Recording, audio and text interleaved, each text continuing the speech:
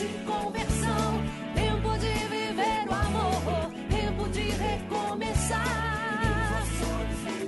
É tempo de conversão, tempo de viver o amor, tempo de recomeçar.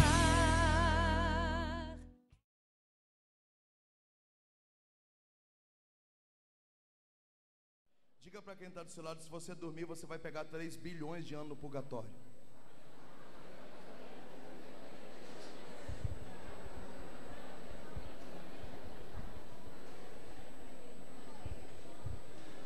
Abra comigo, por favor, Carta de São Paulo a Filemon. Só existe um capítulo, é uma carta apenas, uma página. Carta de Paulo a Filemon.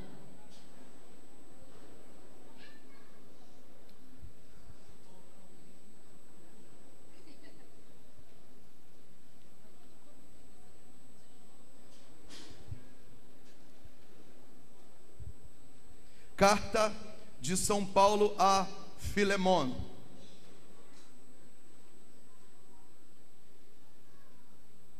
Acharam ou não? Credo.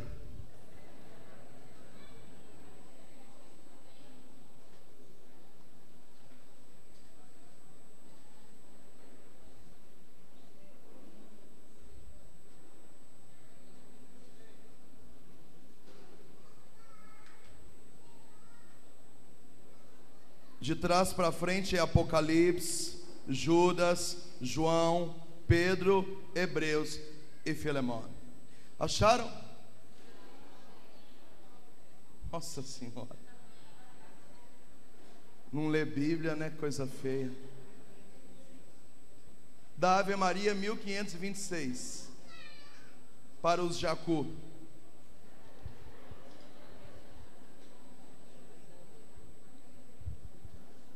Estou lendo.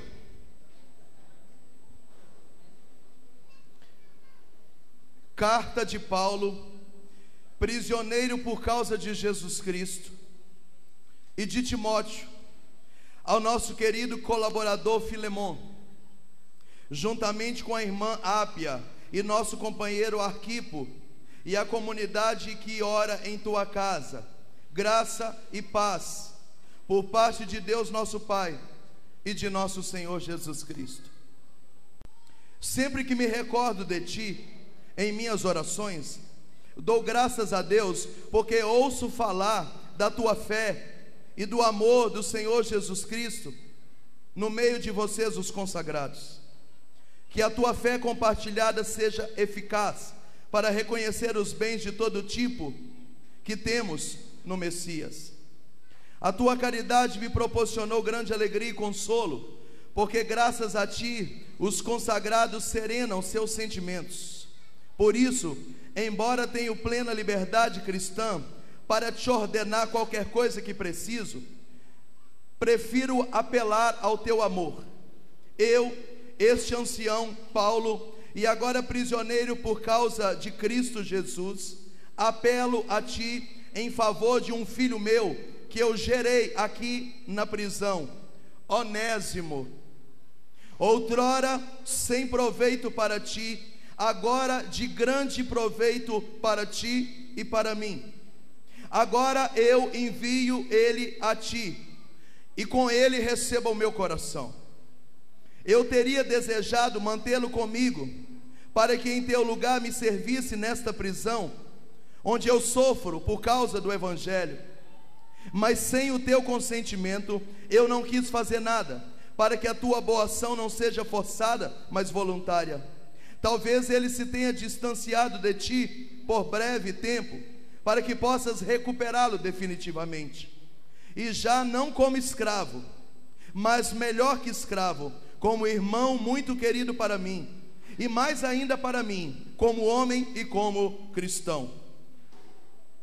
Se te consideras companheiro meu, receba Onésimo como recebestes a mim. Se ele te ofendeu, ou se está devendo alguma coisa, pode colocar na minha conta. Assim com meu punho e letra, eu, Paulo, te pagarei, para não te dizer que me deves a tua pessoa. Assim, irmão, eu te suplico pelo Senhor, serena os meus sentimentos cristãos. Escrevo-te confiando em tua disponibilidade. Sei que farás mais do que te peço. Outra coisa, prepara-me hospedagem, pois graças a vossas orações espero poder saudar-vos em breve. Saúdo-te, Epáfras, companheiro de prisão por causa de Cristo Jesus, Marcos, Aristarco, Demas e Lucas. A graça de nosso Senhor Jesus Cristo esteja com o vosso espírito. Amém. Palavra do Senhor. Vamos aplaudir a palavra de Deus.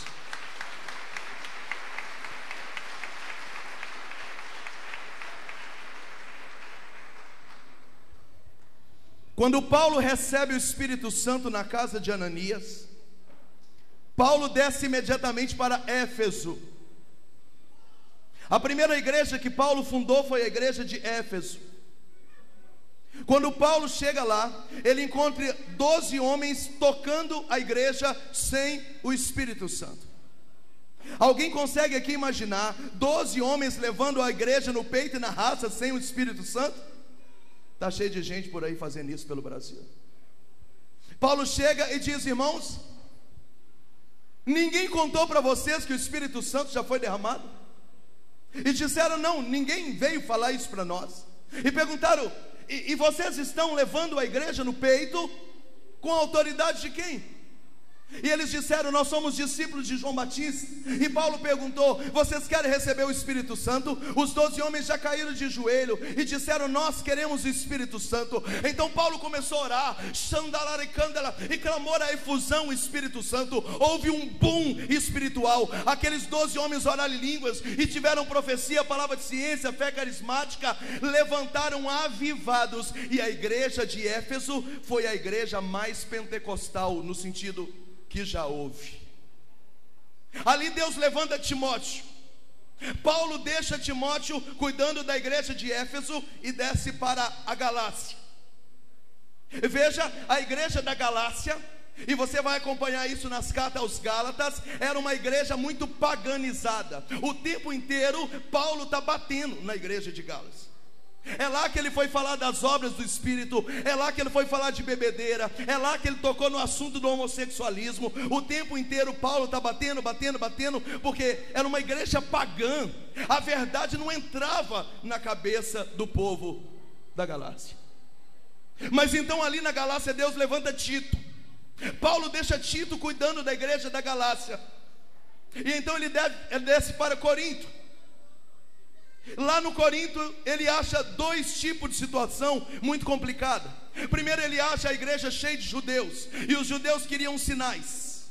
Era um povo que só queria ver céu se abrir e glória descer. Era um povo que só queria coisas mirabolantes, mas não aceitava Jesus como filho de Deus. Ele acha ali também em Corinto um segundo tipo de povo muito povoado na igreja, que eram os gregos, que queriam inteligência, sabedoria.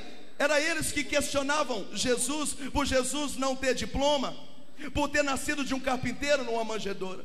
Uma igreja marrenta, complicada. E Paulo luta. Ali Deus levanta Silas, e Paulo coloca Silas cuidando da igreja, e ele desce para a cidade de Tessalônica.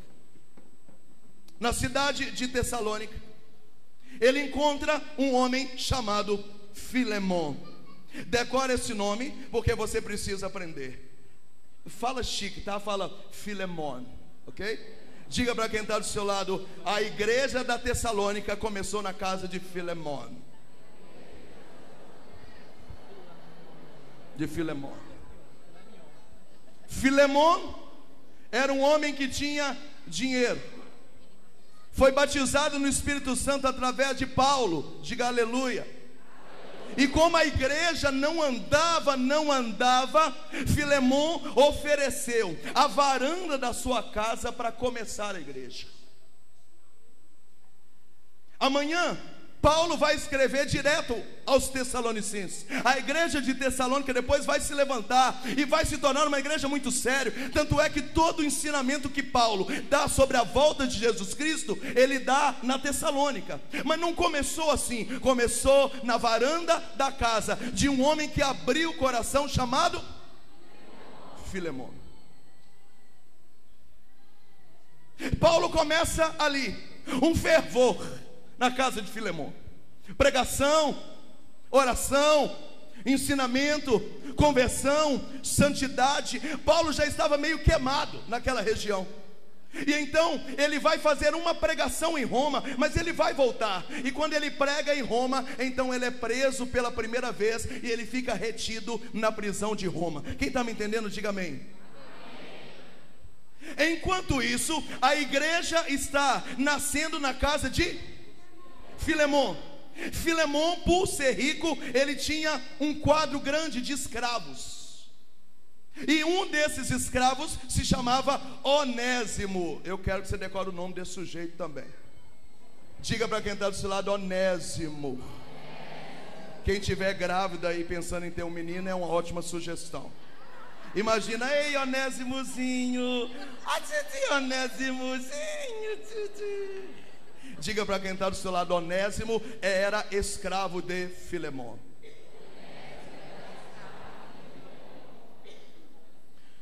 Onésimo rouba na casa de Filemon. E veja bem, Onésimo, além de ser escravo, era responsável por organizar a liturgia. Então, é dia de grupo de oração aqui em casa, eu sou o Filemon, é Onésimo que vem e que monta o som e que organiza o altar. E Onésimo acaba traindo Filemon. E nessa traição, com medo da punição, Onésimo foge. Para onde ele foge? Para Roma. Quem estava preso em Roma? Paulo. E aí então ele é pego e ele é preso. Onde ele vai ficar? Na mesma cela que Paulo. Diga para quem está do seu lado: Deus é Deus, meu irmão.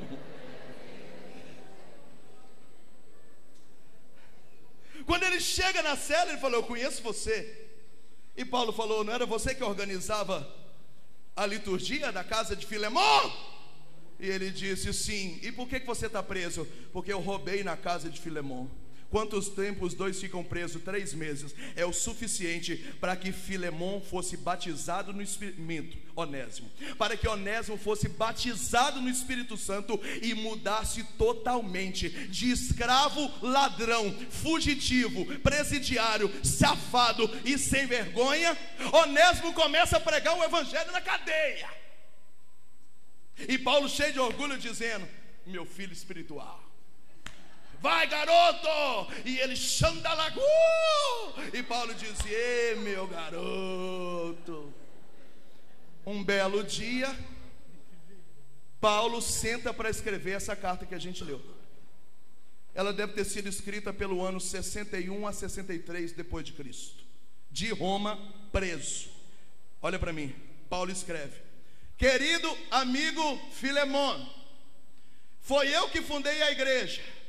Poderia exigir de você, porque eu tenho mérito para exigir de você alguma coisa, mas não quero fazer por exigência, eu quero fazer por liberdade. Eu quero que você entenda o que eu vou te falar. Tem um escravo seu que fugiu e que roubou você e que deixou você puto da vida. Então, ele está preso aqui comigo, ele se converteu, está batizado no Espírito Santo, ele está pregando tão bem que eu gostaria de segurá-lo aqui para ser meu ajudante. Mas eu prefiro que você receba ele de volta, agora não mais como escravo, agora eu quero ele pregando na sua casa como líder da igreja. Você não entendeu? Você não entendeu? Deus é especialista em pegar gente miserável e fazer pregador do evangelho. Que aleluia ridículo é esse? Dá um glória a Deus ou não dá?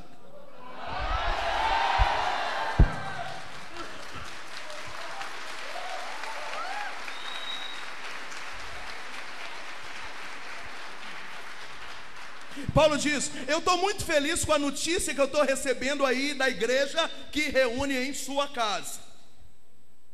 Poderia segurar Onésimo aqui comigo, mas o cara está voando baixo, está no fogo, que é uma coisa de louco. Eu acho que ele vai ser útil para você. Receba ele agora, não mais escravo, agora ele é irmão em Cristo. Você não tem mais autonomia sobre ele. Se você estiver triste, tudo que ele te roubou, põe na minha conta que eu pago. Ele agora não é mais escravo, ele é pregador da igreja. Recebe aí na sua casa. Eu quero pregar nessa tarde sobre 3 tipos de pessoas que estão aí nessa carta. E por minha conta eu acrescentei uma 4ª que eu não dei o nome para você colocar o seu nome. A primeira pessoa que nós encontramos aí, enche a sua boca e fala Filemon. A segunda pessoa é a sugestão do seu novo filho, Onésimo. A terceira pessoa, Paulo. E a 4ª pessoa não tem nome. Eu vou falar sobre ela no final. Vou começar pregando para os Filemon. Olha para mim, Filemon Maiada. Gostou? Filemon Maiada. Se você levou a igreja para dentro da sua casa, a igreja está reunindo, e não é nem na varanda, está dentro da sua casa. Você levou Jesus para sua casa, você levou o evangelho para sua casa, e porventura, por um descuido ou por uma armadilha espiritual, o diabo tramou para roubar você, lesar você e machucar você. Eu quero liberar uma palavra profética na sua vida, que tudo aquilo que injustamente o diabo roubou de dentro da sua casa, Deus vai devolver modificado.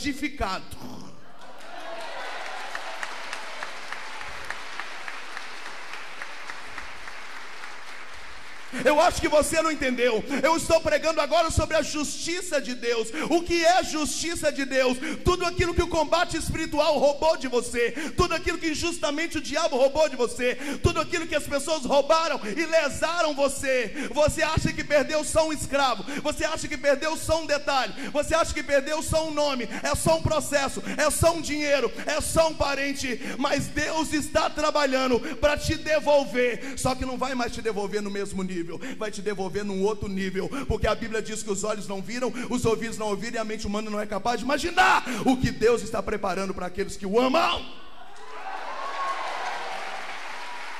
Diga para quem está do seu lado: Deus vai te devolver. Diga para quem está do outro lado: Deus vai te devolver.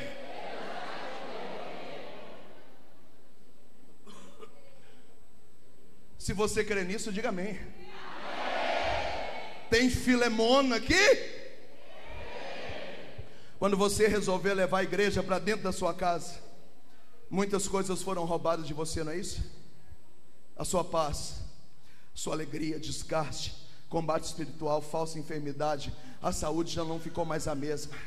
Perseguição, humilhação, sacanagem por parte da sua família, gente que tentou puxar o seu tapete, que tentou esfriar os seus sonhos, machucar seu ministério, deixar desnorteado o seu apostolado. Eu sei que você perdeu muitos Onésimos na sua vida, mas eu estou profetizando que Deus vai devolver. Mas não é o mesmo Onésimo. De escravo vai devolver pregador, porque muito mais tem Deus para dar do que o diabo para tirar.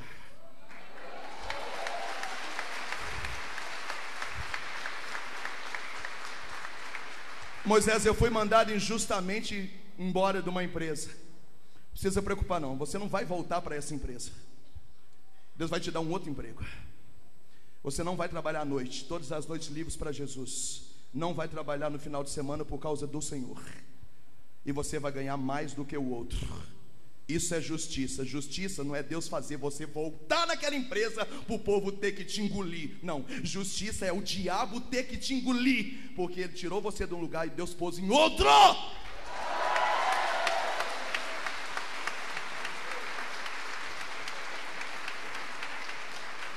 Diga para quem está do seu lado: Deus vai devolver melhor. Quem sabe é agora, você com seu carro velho, lutando, sem perspectiva de comprar um carro novo, bagaçar o seu carro. Nós não vamos lutar por carro bagaçado agora, nós vamos financiar o que você queria.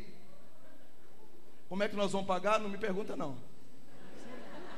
Mas quando eu voltar ano que vem, 1 ano de parcela já está paga, porque Deus é Deus. Tudo aquilo que roubaram de você, Deus vai devolver em outro nível, em outra dimensão, numa esfera muito maior. Eu estou no campo espiritual, tá? Ah, Moisés, que eu tinha um namoro e etc e tal, e o diabo trabalhou e acabou separando a gente, e eu sofro tanto, e é isso e aquilo, é isso e aquilo. Ei, quem sabe Deus não deu um livramento na sua vida, não? Quem sabe não tirou um diabo, uma jararaca da sua vida, não?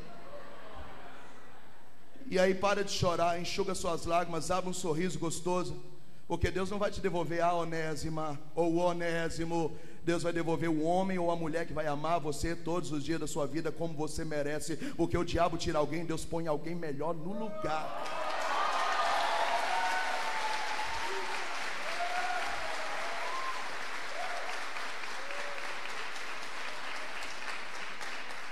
No ano que eu fui perseguido e que injustamente fiquei quase que proibido de pregar nacionalmente, Deus me levou para o Japão. Eu gastei 42 horas para chegar lá. Quando eu pisei em Tóquio, Deus falou: ei, Brasil ficou pequeno para você.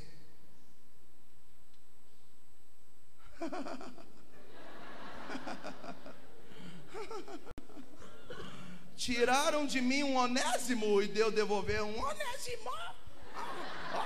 Aginomoto Onésimo.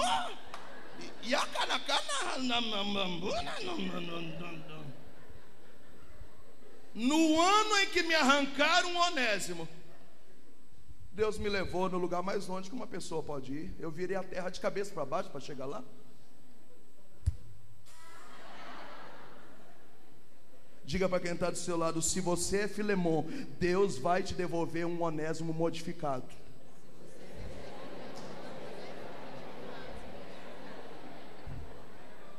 Você precisa tomar posse disso. Se o problema hoje é dívida, Deus não quer só que pague a dívida, Deus quer que pague a dízima e passe a ter crédito. Porque a Bíblia diz que aonde abundou o pecado, superabundou a graça. Onde que o diabo armou alguma coisa e aquilo despencou, Deus não vai só erguer aquilo, Deus vai erguer aquilo e dobrar aquilo. Porque superabundar é graça em dobro do que era antes de cair. Você não entendeu? É por isso que o profeta Ageu vai dizer no capítulo 2: a glória da segunda casa vai ser maior que a primeira. Porque Deus não quer só reerguer igual a primeira, Ele vai erguer maior que a primeira. É maior, é outro nível, é muito mais. Tudo aquilo que você perdeu, tudo aquilo que o diabo roubou de você, Deus vai te devolver em outro nível, de outro tamanho, numa nova perspectiva. E se você recebe isso hoje, dá um glória a Deus.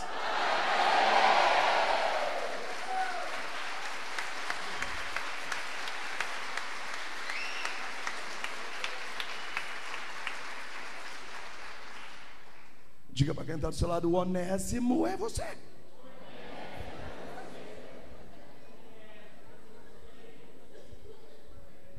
Não é Onésimo, não, é Filemon. Está vendo? Você não está prestando atenção em nada. Fala com a pessoa: desculpa. O Filemon é você. Se você levou a igreja para dentro da sua casa e alguma coisa foi roubada de você, já sabe o que vai acontecer. Fica esperando para ver a vitória. Todo mundo que vai pagar para ver, vai ter que pagar porque vai ver. Pode ficar tranquilo. Nada melhor do que o tempo. Vai passar 1 ano, vai passar 2, vai passar 3, e Deus vai te devolver um Onésimo. Existe uma segunda pessoa aí nesse texto. Parei de falar de Filemon. Qual é o nome da segunda pessoa? É a sugestão para o seu filho. Diga para quem está do seu lado: Onésimo. Onésimo. Eu quero pregar agora para os onésimos.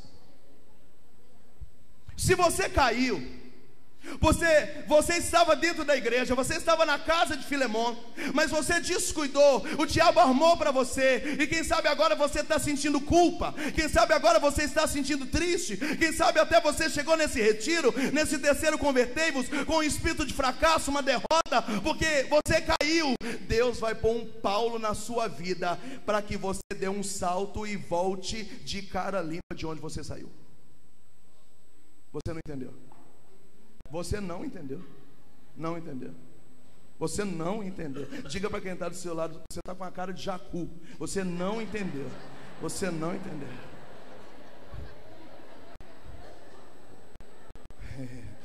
Você não entendeu.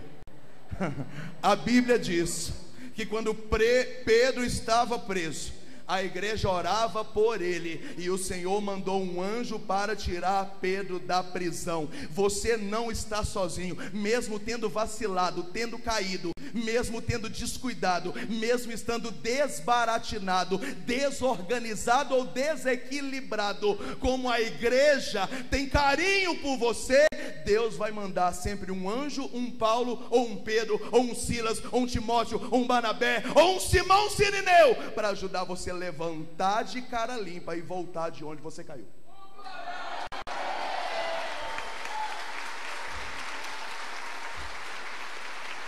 Em nome de Jesus, se o diabo acusou você, eu estou desmascarando ele agora aos pés de Nossa Senhora. Ele está desmascarado. Levanta a tua cabeça. Quem sabe eu não seja nesse final de semana o seu Paulo, para poder dizer: não estou devolvendo para Guarulhos, para Campinas, para Sorocaba, para Araçatuba, para Rondônia, para Roraima, para Franca, para Fortaleza, um Onésimo. Agora eu estou devolvendo uma outra pessoa, e todo mundo que viu você sair fugido vai ter que ver você pregar.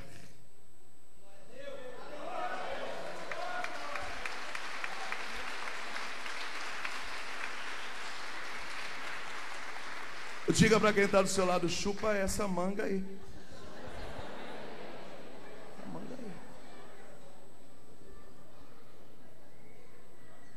Eu poderia falar outras coisas, mas eu preciso me organizar aqui.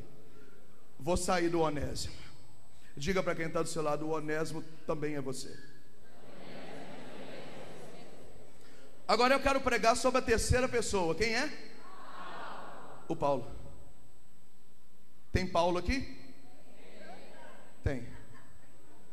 Talvez você esteja preso, chateado, sem saída, injustiçado, melancólico, depressivo. Nesse momento, você está com a faca e o queijo na mão, para no meio da sua dor gerar um filho espiritual para Deus. No momento da dor, você tem duas saídas: fechar-se em si mesmo, ou fazer da dor expiação. Veja, ou você fica: ninguém me ama, ninguém me quer, eu quero morrer, eu preguei tanto, agora eu estou aqui preso, abandonado por você, abandonado por você. Ou você entra em crise, ou então você dá um salto, um upgrade. Você sai do nível 1 e vai para o nível 2, e no meio da sua dor você gera um filho para Deus. Paulo decidiu gerar Onésimo em vez de ficar curtindo solidão. Quem aqui já não foi chamado para rezar na casa de uma pessoa, e a pessoa estava passando justamente o que você estava passando? Você estava doido que alguém te desse um carinho, e você teve que pregar para os outros tudo aquilo que você estava pregando para você mesmo. Quem aqui já não passou por isso? E quando você está caído, e alguém te chama para fazer uma pregação sobre como sair das quedas, aí você pega o espelho e começa: pois é, tu não é homem não, rapaz, caiu, levanta. Você acaba pregando para você mesmo. No momento da dor, onde você queria que alguém cuidasse de você, Deus vai colocar alguém para você passar por cima da sua dor e fazer da sua dor um cuidado com esse alguém. E na dor você vai gerar filhos, porque a nossa vida com Deus precisa gerar filhos espirituais, senão esse relacionamento é estéril. Todo relacionamento com Deus tem que gerar filho, tem que gerar fruto. Em cada dor que eu sinto, eu gero um livro, eu gero uma pregação nova, eu gero um grupo diferente, eu gero um retiro, eu gero uma profecia, eu gero uma outra coisa. A dor é um momento maravilhoso para você gerar um filho, um fruto, algo novo. Talvez você esteja como Paulo aqui hoje. Você está preso, em vez de ficar chorando, gera Onésimo, está aí do seu lado preso com você. Quem está entendendo? Diga para quem está do seu lado: para de chatura, para de fazer pirraça, deixa de ser coitadinho.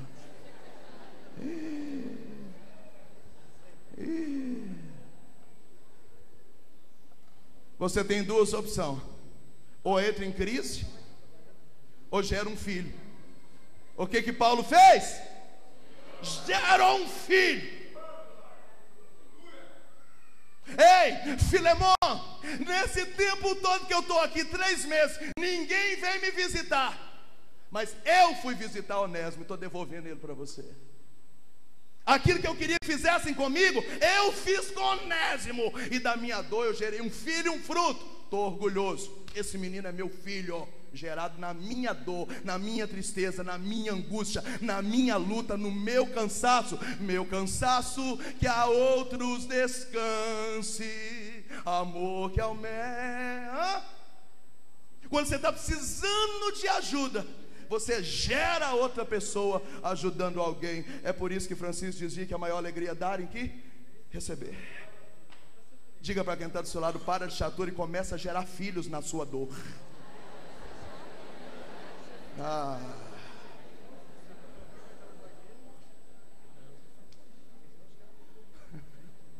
Começa a gerar filho no meio da sua dor. Não está conseguindo ajudar seus filhos?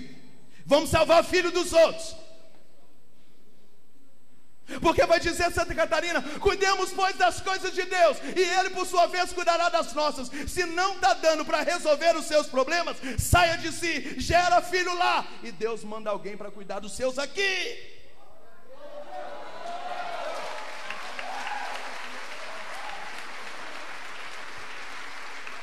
Diga para quem está do seu lado: o Paulo agora também é você.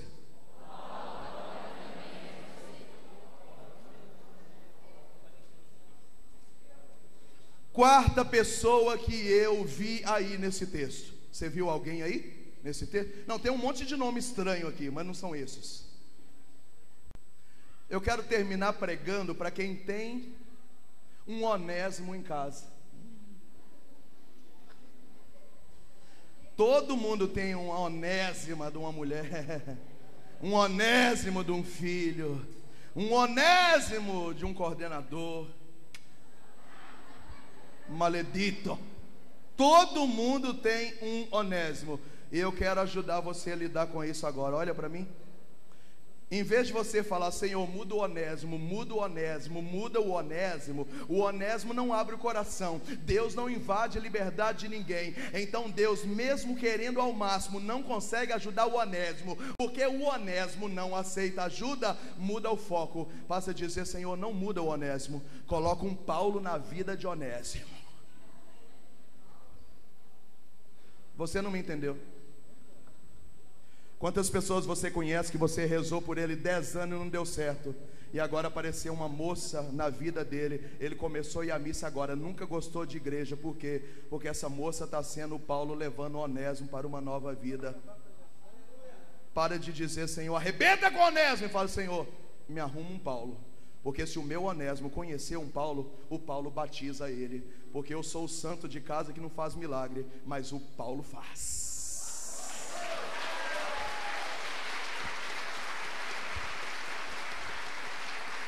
Reza para que o Senhor coloque um Paulo na vida do seu Onésimo, para que tenha no trabalho do seu Onésimo um Paulo, para que tenha na paróquia do seu Onésimo um Paulo. Se Deus colocar um Paulo, não tem jeito. Convivendo com o Paulo, o Onésimo vai ficar chapado, ele vai ser efundido no Espírito. Você pode fazer isso pela oração. Para de sofrer pelo seu Onésimo. Não adianta forçar a barra. Quanto mais você tenta, pior está ficando. Mais ladrão honesto está ficando. Mais presidiário honesto está ficando. Mais fugitivo honesto está ficando. Muda o foco. Esquece o Onésimo. Começa a pedir: Deus, eu quero um Paulo, eu quero um Paulo, eu quero um Paulo, eu quero um Paulo, eu quero um Paulo para encontrar o meu Onésimo. Quem está me entendendo, dá glória a Deus. Você é Filemon, você é Onésimo, você é Paulo, e você é uma pessoa clandestina, parente de Onésimo, que não está aqui, eu que coloquei. Carinhosamente eu dividi o meu horário com o meu irmão de comunidade, o Tiago. Eu posso dizer que ele é um Onésimo. Acolham com uma salva de palmas, Tiago.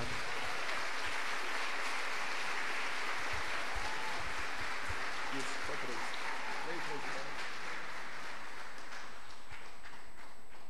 Boa tarde a todos. Vocês entenderam bem o que Moisés pregou? Olha para quem está do seu lado e pergunta: você entendeu bem o que Moisés falou? A resposta foi sim ou não? Irmãos, quero falar para vocês um pouquinho do que é ser Onésimo. Eu me chamo Tiago Evangelista Gonçalves, tenho 30 anos, sou natural de Belo Horizonte, Belzonte, capital dos mineiros, todo mundo conhece, é claro, a cidade do campeão brasileiro de futebol de 2013, 2014, não é isso? Ou não? Que deve ter um monte de São Paulino aqui, né? Nós vamos dividir a taça com vocês. Enfim. E então, quando eu tinha por volta de 10 anos de idade, meus pais se mudaram para Sete Lagoas, a terra natal do Moisés, a terra da comunidade. Mas um pouquinho antes, um ano antes, eu já comecei a fazer aquilo que Onésimo fez. Eu comecei a roubar a casa do meu pai. Não o meu pai da terra, o meu pai que está no céu, o nosso pai que está no céu. O que aconteceu? Aos 10 anos de idade eu já comecei a frequentar torcidas organizadas.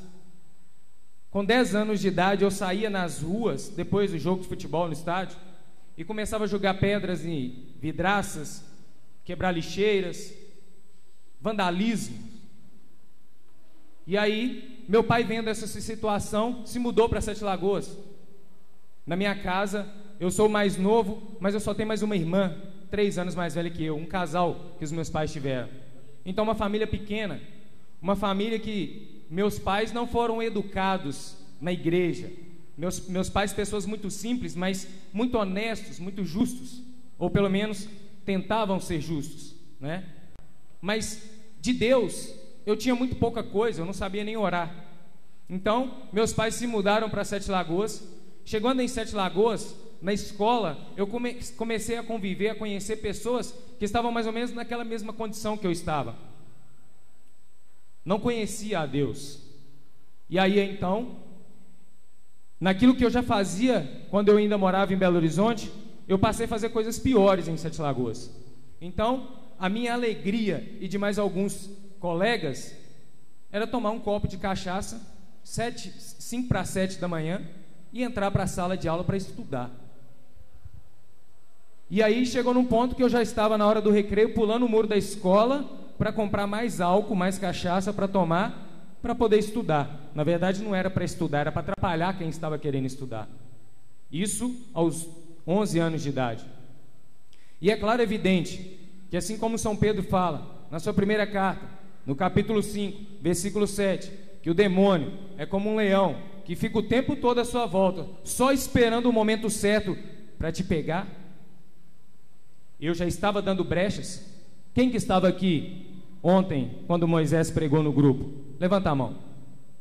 Para vocês que estavam, vocês vão lembrar comigo. Para os que não estavam, o Moisés pregou 3 tópicos. Eu preciso parar de pecar, fechar as brechas e viver uma vida de oração. Eu não fazia nada disso. Então, com certeza absoluta, o inimigo me pegou. E aí, eu comecei a fazer uso da maconha. Logo em seguida, eu comecei a fazer uso da cocaína. Comecei a entrar no mundo do rock. Não um rockzinho comum. Comecei a escutar aquelas músicas satânicas, aquelas músicas que blasfemam contra a igreja, contra Deus. E eu sabia o que aquelas músicas falavam. porque eu buscava a tradução das letras daquelas músicas. E aí, fazendo uso da maconha, da cocaína, do álcool, vivendo uma vida de prostituição intensa, muito intensa, é claro, evidente que tudo na minha vida e na vida da minha família começou-se a desmoronar em função disso. Meu pai adoeceu, sofreu um derrame. É lógico, evidente que não foi por minha culpa, mas a minha mãe e a minha irmã jogaram essa culpa em cima de mim, de preocupação, de decepção. Eu não conseguia parar em nenhum emprego, não conseguia ter nenhum tipo de relacionamento, tudo era muito conturbado na minha vida. E aí eu montei uma banda de rock, de punk rock, e comecei também eu a compor essas músicas, a tocar essas músicas. E esses shows eram feitos de muita droga, muita prostituição.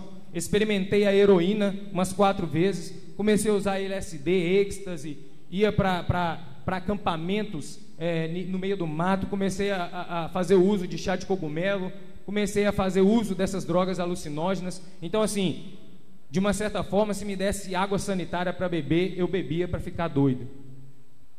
Se vocês me perguntaram, Tiago, qual o motivo de você ter vivido isso? Sinceramente, o único motivo de eu ter vivido isso foi porque eu não conhecia a Deus. A educação que os meus pais me deram foram educação, foi dias muito bons. Eles foram presentes na minha vida. A minha irmã também. A minha irmã, ela é ministra de Eucaristia. Minha irmã teve uma caminhada toda dentro da igreja. Então, aonde que eu tirei isso?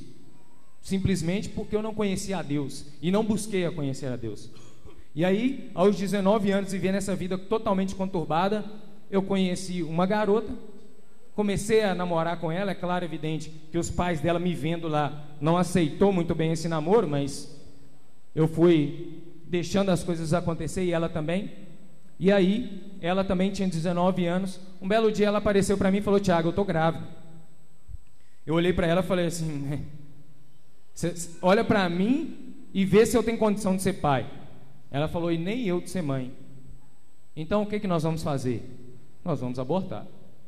Então eu procurei não é remédio, né? Muitas pessoas falam remédio. Eu procurei aquela arma que mata as vidas. O catecismo da Igreja Católica vai falar que uma pessoa que pratica o aborto, ela chega num estado de estar excomungada da igreja pelo seu pecado mortal. Para se confessar esse pecado, ou você vai até o bispo, ou você vai a um sacerdote autorizado pelo bispo para você se confessar desse pecado. É claro, evidente que eu não sabia de nada disso, então nós abortamos.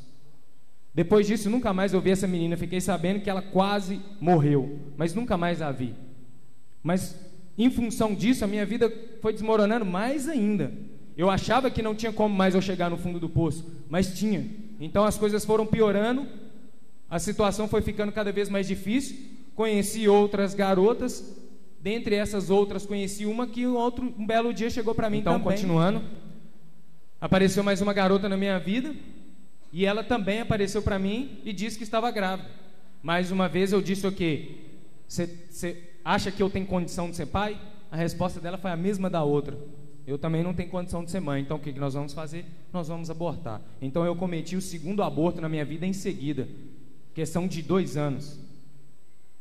E aí, em função disso, não pecar, não dar brechas e viver uma vida de oração. Eu não fazia nada disso. Então onde a minha vida foi? Cada vez desmoronando mais ainda. Os meus pais, sem entender, sem poder me ajudar, a única coisa que eles faziam, na verdade eles me ajudaram muito, começaram a orar, começaram a pedir a Nossa Senhora. O Anderson pregou aqui que a conversão ela se dá por Maria. Mais na frente eu vou testemunhar que isso é claro, evidente que é verdadeiro, é real. Mas aí então, os meus pais orando e a minha vida afundando, porque o tempo de Deus não é o nosso tempo. Deus faz, Deus permite que algo de ruim aconteça na sua vida para que você alcance uma graça muito maior lá na frente. Aqueles que concordam comigo, dá um glória a Deus, por favor.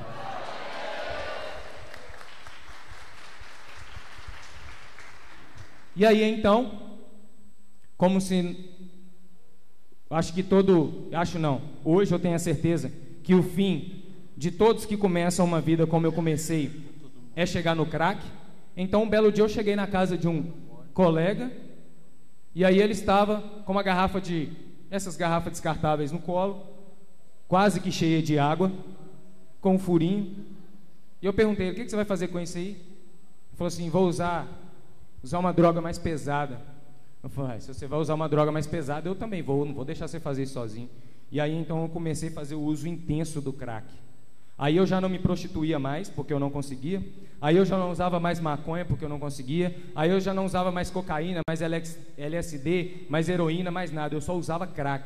Eu saía da minha casa 1h da tarde, ficava até às 6 horas da manhã usando crack na casa de um falso amigo, com a irmã dele e 2 criancinhas, que na época uma tinha 1 ano de idade e a outra 2. Eu me lembro muito bem de estar sentado na cozinha da casa, com uma lata na mão, e muitas vezes eu olhava para o lado, a criancinha estava ali chupando o dedo, olhando para mim com os olhos brilhando e rindo, sem saber o que estava acontecendo, e eu via aquela situação e não conseguia me desvencilhar daquela pedra, não conseguia me desvencilhar daquela droga, porque para quem usa o crack, aquela primeira tragada que você tem, para você é uma sensação de você ter resolvido todos os seus problemas. Então eu preferia continuar usando aquela droga na frente de uma criança de 1 ano de idade, para não perder a sensação que aquela droga ia me dar. Eu era um covarde, eu era um palhaço do inferno, porque eu andava vestido de preto,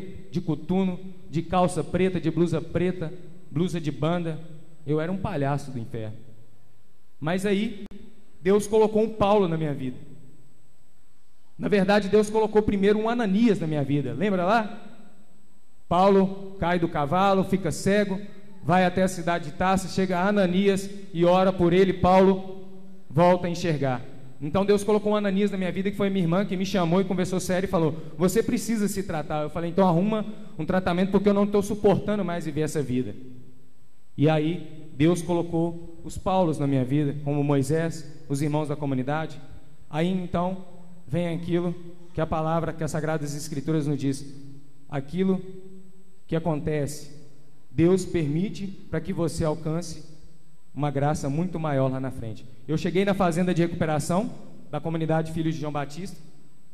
Quando eu cheguei, eu olhei para o coreto que tem lá, onde a gente faz todas as nossas orações, 4 terços por dia, oração do Santo Ofício, das 1000 Ave-Marias, partilha do Evangelho todos os dias. Eu olhei para aquele coreto, eu vi uma imagem como essa de Nossa Senhora. Eu vi a imagem de Nossa Senhora Rosa Mística, e olhei para a imagem, pesando 59 quilos, eu já sou magro, eu estava igual um palito de dente. Olhei para a imagem e senti dentro do meu coração que eu não estava chegando até ali simplesmente para parar de usar drogas. Eu fui levado ali para conhecer a Deus, porque eu era um pagão. Na verdade, eu era um apóstata, porque eu nem conhecia a Deus, mas blasfemava contra Deus. E aí então eu comecei um processo de 9 meses de caminhada, de mudanças de defeito de caráter, de mudanças de atitude. Eu passei, pela graça de Deus, a viver uma vida de oração, a parar de pecar o máximo que eu conseguia e que eu consigo, e passei a não dar brechas para o inimigo entrar mais na minha vida e me jogar lá aquela lama de onde eu vim. E aí as coisas foram acontecendo, o tempo foi passando, eu fui mudando o meu caráter, consegui chegar até o final da caminhada. No dia que eu completei 9 meses de caminhada, dia 5 de abril de 2010, uma irmã da comunidade chegou para mim e disse: eu estava lá no coreto de Nossa Senhora e ela incomodou meu coração para falar para você ir lá, que ela quer falar com você, mas não é para você ficar sentado do lado em algum lugar, é para você sentar, é para você se prostrar diante dela. Eu disse: com o maior prazer eu vou fazer isso. E aí, chegando lá, nós temos o livro do Padre Golbe, onde nós rezamos as 1000 Ave-Marias todo o primeiro sábado do mês e tiramos uma mensagem, e esse livro fica lá para quem quiser fazer sua oração individual. E eu falei com ela: mãe, a senhora quer falar comigo? Porque se eu estou aqui, é porque a senhora quis. Porque muitas e muitas e muitas vezes eu cheguei em casa às 6 horas da manhã e não conseguia dormir por causa da aflição, por causa da angústia que meu coração estava sentindo, por causa daquela vida miserável, aquela vida desgraçada, sem a graça de Deus que eu estava vivendo. E eu orava Na verdade, eu não orava, eu falava com Nossa Senhora, eu fazia uma oração individual, porque eu não sabia nem rezar Ave Maria, e pedia: mãe, muda a minha vida, muda as pessoas que eu convivo, tira essa angústia de dentro do meu coração. E naquele momento eu disse: mãe, a senhora ouviu as minhas orações, o que a senhora quer falar comigo? E eu tirei uma mensagem que Nossa Senhora me chamou de profeta das nações, me chamou de filho predileto, e disse que todas as pessoas que eu iria entrar em contato, era ela que ia colocar na minha vida. Ela ia arrumar todas as coisas. Bastaria eu confiar e me entregar. E eu tomei posse dessa palavra.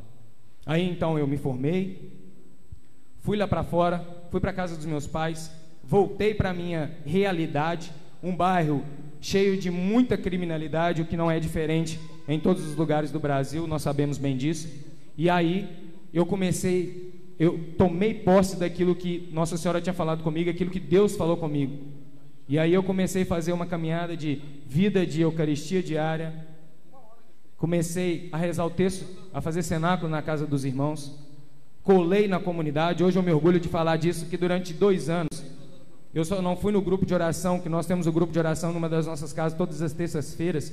Um único dia, e foi um dia que o Moisés viu que eu verdadeiramente estava caminhando e me convidou para ir numa missão, numa cidade perto com ele. Foi o único dia que eu faltei do grupo de oração. E aí então eu fui dando continuidade, fui orando, fui entregando a minha vida, fui buscando, fui fiel, fiz aquilo que Onésimo fez na prisão, junto com Paulo, me deixei converter, me deixei ser evangelizado. E aí, a partir daí eu comecei a fazer um processo de caminhada na fazenda, na comunidade. Comecei a fazer um processo vocacional. Depois do processo vocacional, fiz um processo de discipulado.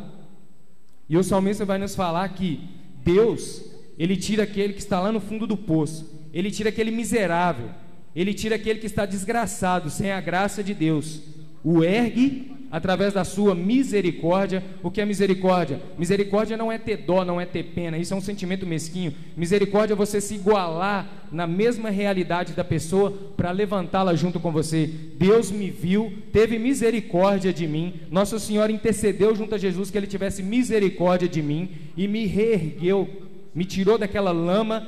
E o salmista nos diz que Ele faz sentar-se à mesa do justo. E é isso que Deus quer fazer com cada um de nós nessa tarde. Aplauda esse Deus maravilhoso.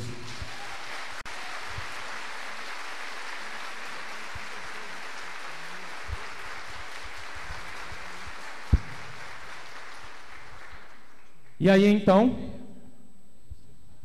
aquela casa, que era uma casa até mais ou menos boa, vamos dizer assim, ela passa por uma tribulação, ela escorrega, ela começa a se deteriorizar, mas Deus vem e restitui tudo isso. E a segunda casa que Deus dá, o que a palavra nos fala? Que a graça dela é muito maior do que quando era bom, maior do que quando ainda era bom. E é isso que Deus fez. E aí, com muito discernimento, com muita oração, tanto eu quanto Moisés conversamos e decidimos, na verdade, fomos obedientes a Deus, porque Deus começou a falar no meu coração: é você que tem que cuidar desses, é você que tem que ser Paulo na vida desses, e eu estou te chamando para ser Paulo na vida desses. E aí, em 2013, no comecinho de 2013, eu assumi a fazenda de recuperação como coordenador, como aquele que está com os meninos. Então, nós acolhemos aqueles que chegam naquela mesma situação que um dia eu cheguei, e outros até piores, e somos Paulo na vida deles. Oramos por eles, choramos com eles, sorrimos com eles, vivemos as angústias, as aflições, diante da misericórdia de Deus e diante daquilo que Deus nos capacita, que o Espírito Santo de Deus nos capacita para estar ajudando aqueles irmãos. Nos colocamos no mesmo nível, buscamos ter essa misericórdia diante da graça de Deus para nos erguermos com eles, para que eles se ergam junto conosco, para chegar aos 9 meses e para que aconteça aquilo que o salmista nos diz. Quando Deus pega um miserável, quando Deus pega um desgraçado fora da graça de Deus, Ele, na sua misericórdia, Ele o ergue e faz sentar-se à mesa do justo. E é isso que eu trabalho em nome de Jesus, pela graça de Deus, pela graça do sim do Moisés, desta obra maravilhosa, desta comunidade, é isso que em nome de Jesus, todos os dias da minha vida eu quero fazer, porque eu cansei de murmurar, eu cansei de reclamar, eu cansei de falar que as coisas não acontecem, é só para mim, eu cansei de ser uma pessoa hipócrita, e quero a partir de agora, a partir do momento que eu me encontrei com Deus, ser uma pessoa mais digna, uma pessoa mais justa, ser um Onésimo, porque hoje é isso que Paulo faz. Ele me envia como um Onésimo, como aquele que antes era um miserável, era um ladrão, era um sem vergonha. Hoje, pela graça de Deus, ele foi restituído. Hoje, pela graça de Deus, Deus está me restituindo para ajudar aqueles irmãos e para estar aqui nessa tarde para testemunhar isso com vocês. Glória a Deus, muito obrigado.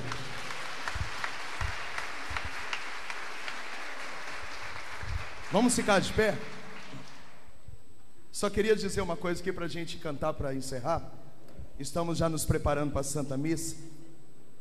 Então o Tiago ficou 9 meses conosco, 2 anos bem lá fora, já está 2 anos conosco, agora dia 8 de dezembro vai se consagrar e se tornar oficialmente missionário da nossa comunidade. Hoje é ele que cuida da fazenda. E sabe o que me encanta? Mês passado agora ele foi pregar em Fortaleza. Eu cheio de orgulho, né? Foi pregar lá em Fortaleza. Aleluia.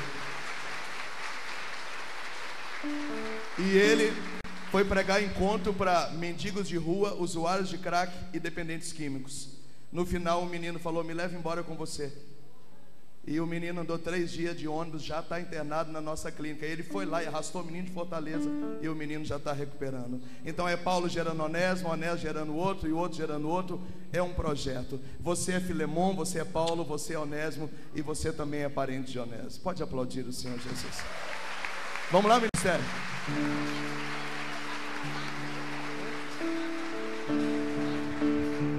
Levante os seus braços comigo, vamos cantar.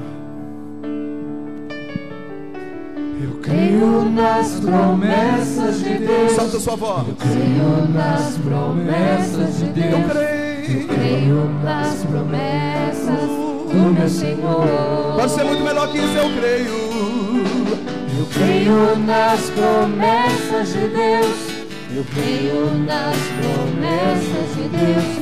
Eu creio nas promessas. Levante os seus braços, solta a sua voz. Se sou fiel. Se sou fiel no pouco, Ele me confiará mais.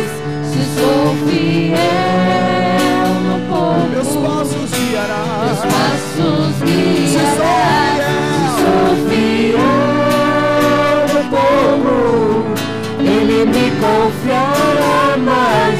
Se sou fiel no pouco, meus passos. Eu quero que você cante assim. Eu creio na justiça de Deus. Vai. Eu creio na justiça de Deus. Eu creio na justiça. Ele vai devolver. Eu creio na justiça. Muito maior. Do meu Senhor. Mais uma vez eu creio. Eu creio na justiça de Deus. Eu creio na justiça de Deus.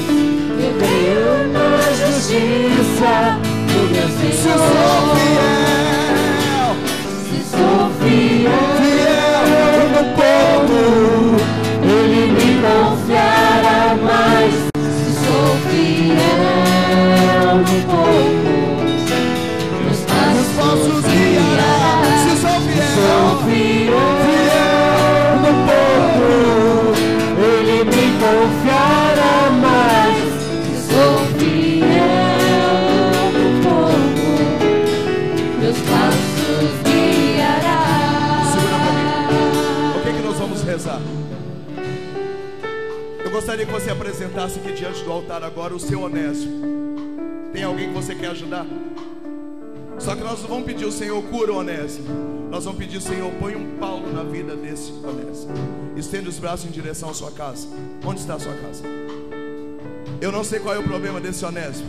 Álcool, droga, depressão, suicídio, paganismo, espiritismo, prostituição, casamento em crise. Ora agora, solta a sua voz. É para terminar, eu quero ver você orando. Peço ao Senhor para colocar um Paulo, para que nem que seja na prisão, esse Onésimo possa perceber que Deus o ama. Senhor, nós te pedimos, recebe a nossa família, Pai. Senhor, nós já oramos, choramos, jejuamos, pedindo que esse Onésimo encontre a verdade. Mas hoje nessa tarde nós te pedimos, Senhor, manda um Paulo lá em casa, manda um Ananias lá em casa, manda um Cirineu lá em casa, alguém que possa ajudar a mostrar, Senhor, o caminho da salvação. Nós estamos tentando do nosso jeito, mas não dá certo. Quanto mais a gente tende, pior fica. Há uma resistência, uma repugnância. Mas nós sabemos, Senhor, que uma pessoa estranha faz mais efeito. Usa de um Paulo, Senhor, no momento de dor, de dificuldade, para levantar esse Onésimo da minha família. Nós oramos agora por casamento em crise. Nós oramos agora, Senhor, para que saia todo espírito de divórcio, de adultério, de traição, que caia por terra agora, esteja desmascarado todo espírito de vício, de álcool, da droga, da prostituição, do adultério, Senhor, da mentira, da falsidade. Nós oramos por Onésimos presos no espiritismo, no satanismo, no paganismo. Nós oramos por Onésimos que têm vontade de suicidar. Nós oramos por Onésimos que estão mortos no pecado, na descrença. Senhor, manda um Paulo lá em casa, Senhor. Solta a sua voz, é para acabar, solta. Faça o seu clamor, Senhor. Levanta Onésimo, Senhor, tira do chão, tira da lama, levanta pregadores, levanta profetas, levanta homens e mulheres cheios.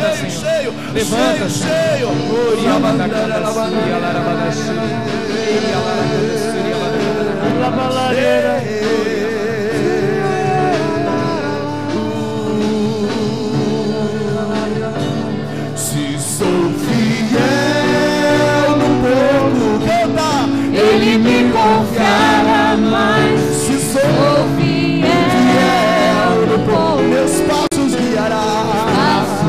Solta sua voz, vai. se sou Fiel no pouco, Ele me confiará mais. Se sou fiel no pouco, meus passos guiará.